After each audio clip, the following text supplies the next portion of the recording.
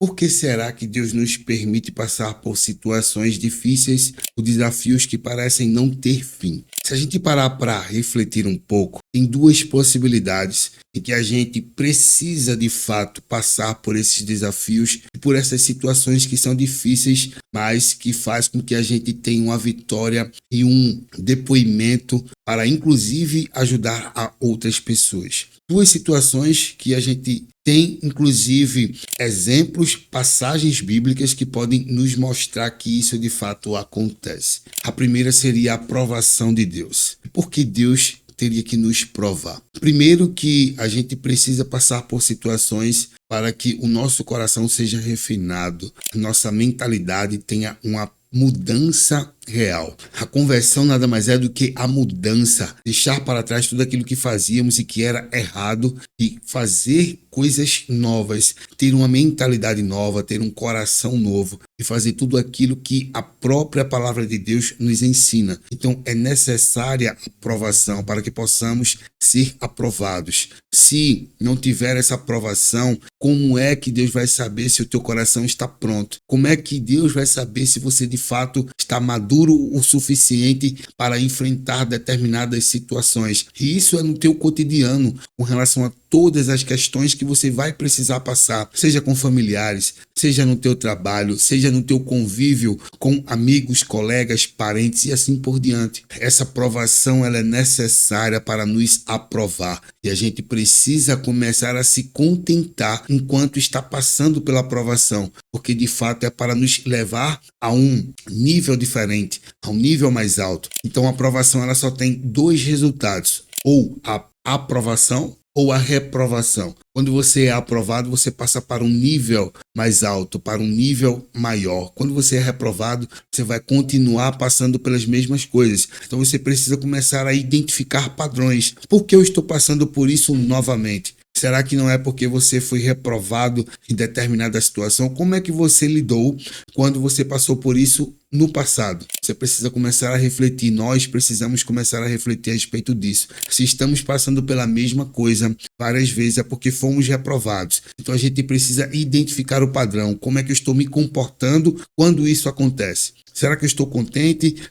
O que é que eu preciso aprender na realidade quando eu estou passando por determinadas situações? Se eu fui aprovado, maravilha, vou para um nível maior. Só que nesse nível maior não vai acabar as provações de Deus. Você vai ter provações em níveis mais profundos, em níveis mais elevados. Então, é uma provação constante para que a gente consiga amadurecer e crescer. E com relação à permissão, porque tem coisas que a gente está passando que não é a aprovação de Deus. É simplesmente uma permissão. Mas por que ele permite? Porque são decisões inconsequentes que nós tomamos sem consultar a Deus, sem perguntar a ele se de fato aquilo era para a gente ou não, sem esperar pacientemente em Cristo para saber se de fato aquilo vai ser resolvido ou se Deus vai me dar alguma estratégia para resolver. Então, ele não vai tirar a consequência da nossa decisão. Então, ele permite que passemos pela consequência. A gente precisa passar, porque se ele tira a consequência da nossa decisão, seria muito injusto. E Deus não é um Deus injusto. Ele é justo. Ele te perdoa por aquilo que você fez e que é errado. Mas ele não vai tirar a consequência das tuas atitudes, das minhas atitudes. Então, a gente precisa começar a refletir a respeito disso. Eu preciso tomar uma decisão, mas o que é que Deus quer com relação a isso? Por que não consultar a ele antes de tomar a decisão? Aí sim a consequência vai ser a melhor possível. Porque quando Deus coloca a mão, quando Deus te dá a estratégia para tomar a decisão certa, consequentemente ele vai trazer bons frutos. A vitória é garantida. Então a permissão de Deus nada mais é do que você tomou a decisão sem consulta alguma e por consequência você está sofrendo, certo? Por uma decisão que não deveria ter tomado ou tomou por ansiedade ou fez aquilo que não deveria e sabe, em muitos casos você sabe que não deveria. E infelizmente a consequência ela vem. Se você lembrar de um episódio da própria Bíblia, quando Jesus está sendo crucificado ao lado de dois ladrões, um deles se arrepende e o outro não. Mas mesmo se arrependendo, Jesus diz, certo? Em breve estarás comigo no paraíso. Mas ele não tira a consequência, pois ele é Deus. Ele poderia tirar a consequência da morte que o ladrão teve, Não, foi uma decisão dele. Ele tomou uma decisão de fazer uma coisa errada. Então ele foi perdoado, mas a consequência da sua atitude não foi retirada. E você parar para analisar nesse mesmo episódio, Jesus estava sofrendo e morrendo por uma coisa que ele não fez, mas foi a prova de Deus para que ele tirasse o pecado do mundo. Só através dele é que podemos ter a salvação. Então ele morreu para nos salvar e a gente precisa entender isso. Mas a palavra de Deus nos diz, para que a gente possa refletir ainda mais, lá em Tiago 1, a partir do versículo 2, do 2 ao 4, nos diz o seguinte: Meus irmãos, considerem motivo de grande alegria o fato de passarem por diversas provações, pois vocês sabem que a prova da sua fé produz perseverança, e a perseverança deve ter ação completa,